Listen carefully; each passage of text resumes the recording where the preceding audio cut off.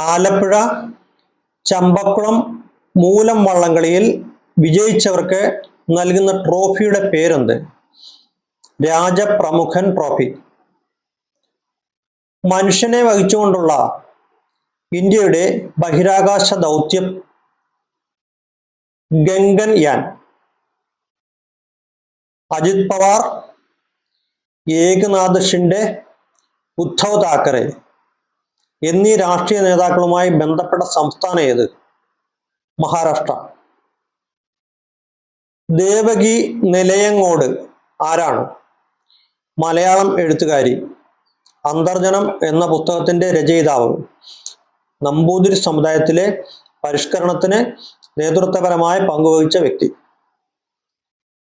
Tamim Iqbal ആരാണ്?